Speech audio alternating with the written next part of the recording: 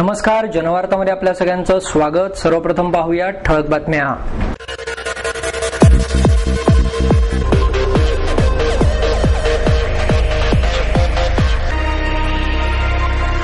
Cinematics एंटरटेनमेंटच्या Arjun या मराठी चित्रपटाच्या संगीत सीडीचे प्रकाशन ज्येष्ठ बांधकाम व्यावसायिक DS कुलकर्णी यांच्या हस्ते संपन्न।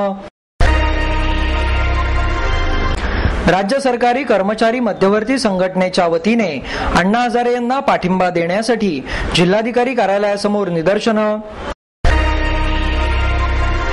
राज्य नदी धोरण या विषयावर राष्ट्रीय जल बिरादरीचे संस्थापक अध्यक्ष डॉक्टर राजेंद्र सिंह यांच्या व्याख्यानाचे आयोजन। धर्मवीर संभाजी प्रतिष्ठानच्या कार्यालयाचे उद्घाटन ज्येष्ठ इतिहासतज्ञ निनाद बेडेकर यांच्या हस्ते संपन्न।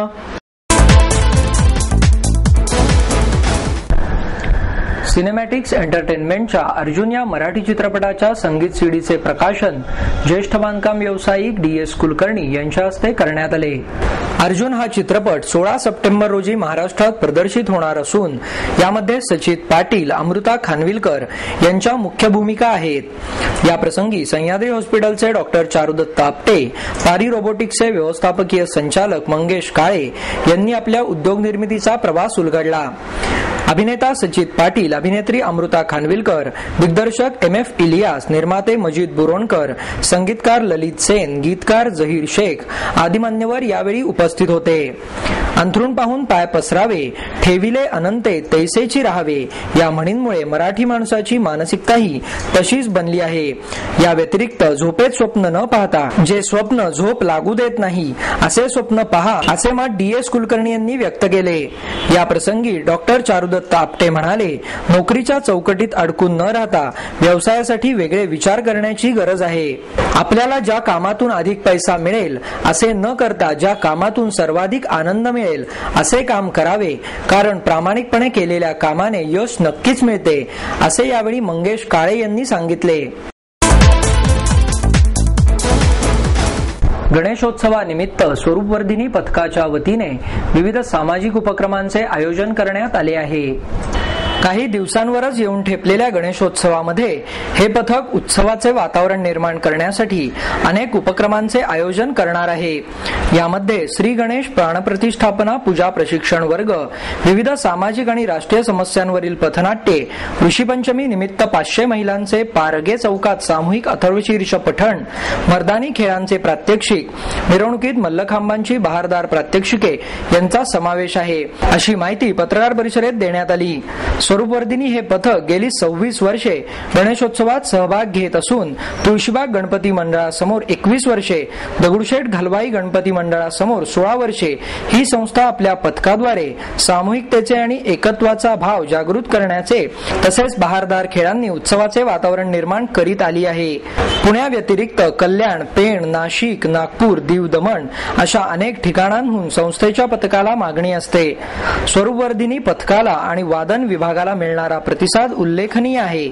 गणपती बाप्पासाठी पथकात साहसी आणि कौशल्याचे खेळ करणारी बालमंडळी तसेच वादन पथकात झांज, लेझिम, टिपऱ्या, घुंगुरकाठी, रुमाल, ध्वजपथक घेऊन दरवर्षी हे पथक गणपती मिरवणुकीत सहभागी होते। राज्य सरकारी कर्मचारी मध्यवर्ती संघटनेच्या वतीने ज्येष्ठ समाजसेवक अण्णा हजारे यांना पाठिंबा देण्यासाठी जिल्हाधिकारी कार्यालयासमोर निदर्शनं करण्यात आली। जनलोकपाल विधेयकाला तातडीने मंजुरी द्यावी या मागणीसाठी केंद्र शासनाच्या विरोधात आंदोलन करण्यात आले। ज्येष्ठ समाजसेवक अण्णा हजारे यांच्या आंदोलनास राज्य सरकारी कर्मचारी यांनी जाहीर पाठिंबा व्यक्त केला आहे। हे विधेयक मंजूर व्हावे यासाठी या कर्मचाऱ्यांनी काळ्या फिती लावून काम केले। यावेळी संघटनेचे अध्यक्ष रवींद्र जगताप, सरचिटणीस किशोर वाईकर, कार्याध्यक्ष विष्णू माकर, उपाध्यक्ष बाळासाहेब बहिरट, सुनील जगताप, जब्बार शेख, सोपान भोसले यांसह अनेक कार्यकर्ते उपस्थित होते। राज्य नदी धोरण या विषयावर राष्ट्रीय जल बिरादरीचे संस्थापक अध्यक्ष डॉक्टर राजेंद्र सिंह यांच्या व्याख्यानाचे पत्रकार भवन येथे आयोजन करण्यात आले। या प्रसंगी पत्रकार संघाचे अध्यक्ष उमेश घोंगडे, सेक्रेटरी प्रसाद कुलकर्णी, प्राध्यापिका उज्ज्वला बर्वे आदी मान्यवर उपस्थित होते। यावेळी बोलताना डॉक्टर सिंह म्हणाले, पाण्यासाठी लोक लष्कर तसेच पोलिसांच्या गोळ्यांना बळी पडत आहेत। जो भारत देश नदीला आई मानतो त्या देशात उद्योगांच्या माध्यमातून विषारी पाणी सोडून नद्यांचे पाणी दूषित केले जाते। अशा प्रकारे दूषित पाणी नदीत सोडल्यामुळे नद्यांचे रूपांतर नाल्यात होऊ लागले आहे। नद्यांचे रूपांतर नाल्यात बनवणे याला भ्रष्टाचारच म्हणावे लागेल। महाराष्ट्रामधील नद्यांचे संरक्षण करणे गरजेचे आहे असे सांगताना डॉक्टर सिंह यांनी छत्तीसगडमधील शिवनाथ नदीचे उदाहरण दिले। या नदीचे पाणी खासगी कंपनीला विकले जात असल्याचेही त्यांनी यावेळी सांगितले। महाराष्ट्रामध्ये असे घडू नये म्हणून प्रयत्न करण्याची गरज आहे असे मतही त्यांनी यावेळी व्यक्त केले। नद्यांच्या प्रवाहाला स्वतंत्रपणे वाहू देणे, नदीच्या जमिनीचा उपयोग फक्त नदीसाठीच करणे, नद्यांचे प्रदूषण थांबवणे या मार्गाने नद्यांचे संरक्षण करता येईल असेही डॉक्टर राजेंद्र सिंह यांनी यावेळी सांगितले। धर्मवीर संभाजी प्रतिष्ठानच्या कार्यालयाचे उद्घाटन ज्येष्ठ इतिहासतज्ञ निनाद बेडेकर यांच्या हस्ते करण्यात आले। तरी आमदार चंद्रकांत मोकाटे, माजी उपमहापौर सुरेश नाशिककर, ज्येष्ठ इतिहास संशोधक पांडुरंग बलकवडे, शिवसेनेचे शहर उपप्रमुख प्रशांत बधे, नगरसेविका मेधा कुलकर्णी, प्रतिष्ठानचे अध्यक्ष दत्तात्रय चोरगे आदी मान्यवर उपस्थित होते। धर्मवीर प्रतिष्ठानची स्थापना 1979 साली करण्यात आली। 1987 साली डेक्कन जिमखाना येथे धर्मवीर संभाजी महाराजांचे भव्य स्मारक उभारण्यात आले। हिंदू धर्माचे प्रभावी काम करणाऱ्या व्यक्तीला दरवर्षी प्रतिष्ठानच्या वतीने धर्मवीर पुरस्काराने गौरवण्यात येते। प्रतिष्ठानच्या रौप्य महोत्सवी वर्षानिमित्त यंदा विविध सामाजिक उपक्रम राबवण्यात येणार असून यासाठी कार्यालय बांधण्यात आल्याचे नाशिककर यांनी यावेळी बोलताना सांगितले। आठवड्यावर येऊन ठेपलेल्या गणेशोत्सवासाठी ग्रामीण भागातून तसेच शहरी भागातून ढोलताशांना वाढती मागणी आहे। गणेशोत्सव जसजसा जवळ येऊ लागतो त्यासाठी ढोलताशा पथके 1 ते 1.5 महिने आधीपासून ढोलताशा वाजवण्याच्या तयारीस लागतात आणि या पथकांना जसजशा मंडळांच्या सुपाऱ्या मिळतात तसतसे हे ढोलताशा पथके आपल्या पथकात ढोलताशांची संख्या वाढवतात। शहरात 40 वर्षांपासून नाईक ढोलवाले शहरातील पथकास मागणीनुसार ढोलताशा झांज हे उपलब्ध करून देतात। नाईक यांचा व्यवसाय हा पिढीजात चालत आलेला आहे। यावेळी बोलताना नाईक म्हणाले, यावर्षी फायबरच्या ढोलताशांना मागणी नसून कातडीच्या पानांच्या ढोलताशांना मागणी आहे। शहरातून ज्या प्रमाणात ढोलताशा झांज यांना मागणी असते त्यापेक्षा यावर्षी जास्त प्रमाणात ग्रामीण भागातून मागणी आहे। यावर्षी आम्ही लहान मुलांसाठी खास ताशे बनवले असून त्यांची किंमत 200 पासून पुढे आणि ढोलांची किंमत 550 ते 800 रुपयापर्यंत आहे। तसेच मोठ्यांसाठी 21, 23, 25 आणि 27 इंचांचे ढोल उपलब्ध आहेत। यावेळी नादब्रह्म, शिवगर्जना, आवर्तन, स्वराज्य यांसारख्या 15 ढोलताशा पथकांच्या ढोलताशा बनवण्याची मागणी आमच्याकडे आलेली आहे अशी माहितीही नाईक यांनी यावेळी दिली। विजय नाईक, सध्या ढोलांची पारंपरिक पद्धतीत जी मागणी आहे ती चामड्याच्या ढोलांची मागणी आहे। त्यानुसार भरपूर प्रमाणात आता चामड्याचे ढोल वगैरे खपतात। त्या व्यतिरिक्त ताशेही फायबरमध्ये चालतात। चामडे ढोलाचा पावसाच्या यावर परिणाम असल्यामुळं चामड्याचा आवाज कमी राहतो। फायबर तेवढ्या पुरतच चालतं ते पावसात, पण इतर टायमाला त्याचा आवाज येत नाही। त्याच्यामुळं फायबरच्या ढोलाचा पावसाळी बेनिफिट असून सुद्धा कमी चालतात। दिग्दर्शक संजय सुरकर यांचा पहिला हिंदी चित्रपट स्टँड बाय हा 26 ऑगस्टला प्रदर्शित होणार आहे। स्टँड बाय या चित्रपटामधून आदिनाथ कोठारे यांचेही हिंदीत पदार्पण होत असून हा आदिनाथचा नायक म्हणून पहिलाच चित्रपट आहे। साध्या वाटणाऱ्या घटनेवर चित्रपट करताना त्यातल्या भावनांच्या नाजूक धाग्यांना स्पर्श करणारा, नातेसंबंधांवर प्रकाश टाकणारा एक संवेदनशील दिग्दर्शक अशी संजय सुरकर यांची ओळख आहे। मराठी चित्रपटांमध्ये विषयांचे वेगळेपण देत सुरकर यांनी पहिल्याच हिंदी चित्रपटात वेगळा विषय हाताळला आहे. फुटबॉलच्या खेळाशी संबंधित या चित्रपटाचा विषय असून यामध्ये खरेखुरे फुटबॉलपटूही खेळताना दिसणार आहेत, हे या चित्रपटाचे वैशिष्ट्य आहे. या चित्रपटाद्वारे प्रकाश चोबे हे चित्रपट निर्मितीच्या क्षेत्रात पदार्पण करत आहेत. स्टँड बाय मधून आदिनाथ कोठारे यांच्याबरोबर सचिन खेडेकर, दिलीप ताहिल, सिद्धार्थ खेर, मनीष चौधरी, नागेश भोसले आदी कलाकार आहेत. या चित्रपटाची सिनेमॅटोग्राफी संजय जाधव यांची आहे. संकलन राजेश राऊत, तर कथा पटकथा लेखन प्रवीण तरडे आणि संजय सुरकर यांनी केले असून संवाद वरुण गौतम यांचे आहेत. गीते स्वानंद किरकिरे यांनी लिहिली असून संगीत आदेश श्रीवास्तव यांचे आहे. स्टँड बाय या चित्रपटात लव्ह स्टोरी नाही किंवा हिरोईनही नाही, तर पूर्णपणे हा चित्रपट फुटबॉलवर आधारित असून दोन जिवलग मित्रांची ही गोष्ट आहे.